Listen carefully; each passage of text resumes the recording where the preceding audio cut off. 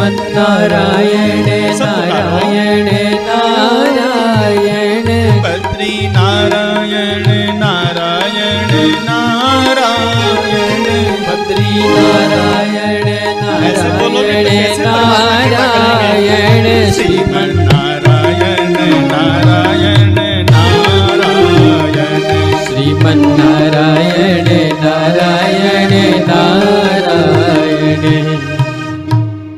बोलिए श्री लक्ष्मी नारायण भगवान की जय। आइए अब हम सभी लोग श्रीमद् भागवत महापुराण के मूल प्रसंग में प्रवेश करें प्रेम और भाव से। आपके हाथ में माला झोली होनी चाहिए, सुमिरनी होनी चाहिए। हाँ, जो भी कथा सुन रहे हैं मैं सबके लिए बोल रहा हूँ। गोपाल जी तो हैं, लेकिन गोपाल जी को रिझाने के लिए ये हमारी आपकी वंशी है प्यारी। ये जो तुलसी जी की माला है ना, क्योंकि कन्हैया को बहुत पसंद है, मेरे वृंदावन बिहारी जी को बहुत पसंद है। सबसे अधिक पसंद यदि कुछ है पूरे ब्रह्मांड में तो वो तुलसी जी हैं। तो हाथ में तुलसी जी की माला अवश्य रखनी चाहिए। आइए हम सभी लोग भगवान के मंगलमय स्वरूप का ध्यान करते हुए भगवान से प्रार्थना करें, प्रभु अब हमारी आप रक्षा करें, हम पर कृपा करें। प्रभु जो भी हमारी आवाज सुन रहे हैं अपने अपने मस्तक को अपने सुविधा अनुसार ढक लीजिए वस्त्र से। चाहे आपके पास रुमाल हो, चाहे आपका दुपट्टा हो, कुछ भी हो अपने से ढक लीजिए। सिर खुला हुआ नहीं होना चाहिए। और अब श्रीमद् भागवत महापुराण का ये प्रथम श्लोक मैं यहाँ व्यासपीठ से बोल रहा हूँ। आप सभी लोग उसको सुने और हमारे साथ बोलें। सच्चिदानंद रूपाय विश्वोत्पत्त्यादि हेतवे तापत्रय विनाशाय श्री कृष्णाय वयं नमः। सुन लिया आप लोग? अब मैं बोलूंगा, आप बोलिएगा। सावधान रहिए, बिल्कुल सजग, कान को खोल कर देखिए, क्योंकि कथा जो है कानों से ही हमें पीना है। फिर से सुन लिए ना, याद हो गया? अब बोलिए। आधा आधा बोलना है श्लोक में, अर्धा ली। मैं पहले आधा बोलूंगा, उसके बाद बोलिए। सच्चिदानंद रूपाय सच्चिदानंद रूपाय विश्वोत्पत्त्यादि हेतवे विश्वोत्पत्त्यादि हेतवे तापत्रय विनाशाय तापत्रय विनाशाय श्री कृष्णाय वयं नमः।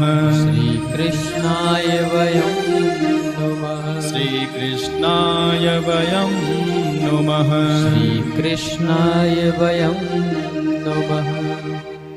ये श्लोक श्रीमद् भागवत महापुराण का प्रथम श्लोक है और यही श्रीमद् भागवत महापुराण का मूल है, आदि और अंत। ये महात्म्य के रूप में प्रथम श्लोक हम सभी लोगों ने श्रवण किया। इस श्लोक का स्वरूप कैसा है? जो स्वरूप मेरे वृंदावन बिहारी सरकार का है, जो स्वरूप मेरे ठाकुर जी का है, मेरे बांके बिहारी जी का है, वही स्वरूप इस श्लोक का है। अर्थात यह श्लोक श्री वृंदावन बिहारी सरकार के स्वरूप का वर्णन करता है। भगवान कैसे हैं? भगवान का स्वरूप कैसा है? आनंद स्वरूप है। अर्थात जैसे मान लीजिए बिजली में जब हमारे घर में लाइट कनेक्शन आता है तो उसमें करंट होता है, 220 वोल्ट का हो या 222 वोल्ट का, जो भी है। जैसी वो तार हम अपने घर में ले आए तो उससे हमें कितना करंट मिलेगा? क्योंकि उसमें करंट कितना है, एनर्जी कितनी है? 220 वोल्ट है। तो उससे हमें कितना आउटपुट मिलेगा? जितना उसमें है उतना ही आउटपुट देगा, जितना इनपुट है उतना ही आउटपुट मिलेगा।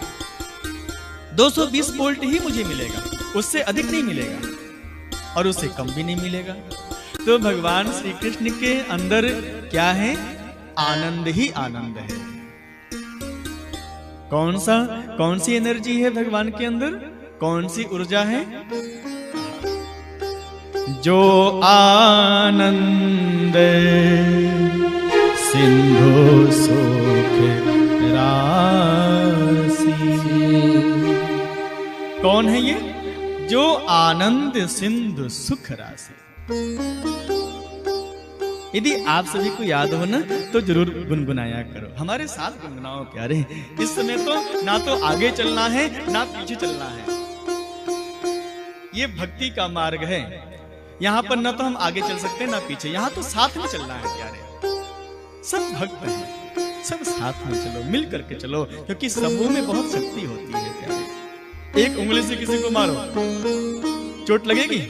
नहीं लगेगी। लेकिन वही यदि पांचों उंगली को एक कर लो और फिर लगाओ, सारी बत्तीसी बाहर आ जाएगी। लेकिन ये प्रैक्टिकल अभी मत करना, बाद में करना।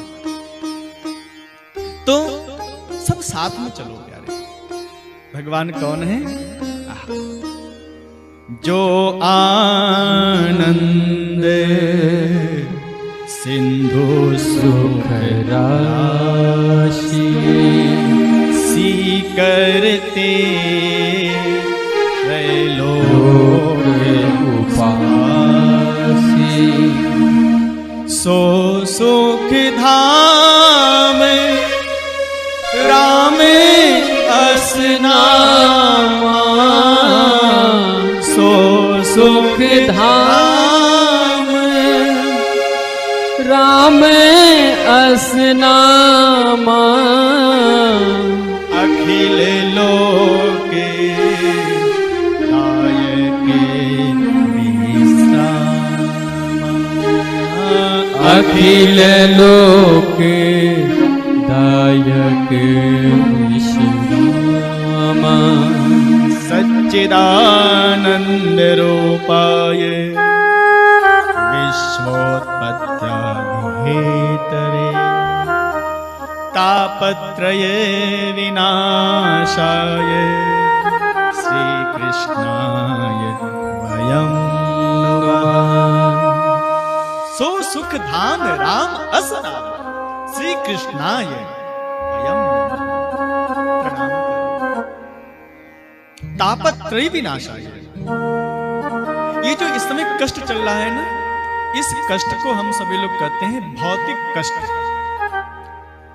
ताप, कष्ट, इस संसार में जितने भी कष्ट हैं 3 प्रकार के होते हैं। जिस तरह से नदियां 3 विशेष हैं, गंगा, यमुना, सरस्वती। समय भी 3 तरह का होता है, मालूम है कि नहीं? समय कितने तरह का होता है? 3 तरह का होता है। कौन कौन समय? वर्तमान समय, और जो पहले बीत चुका है भूतकाल, और जो आने वाला है भविष्य का समय। 3 तरह का समय होता है। देवता भी 3 तरह के होते हैं। 3 देवता मुख्य रूप हैं, ब्रह्मा, विष्णु, महेश, त्रिदेव के रूप में बहुत प्रसिद्ध हैं।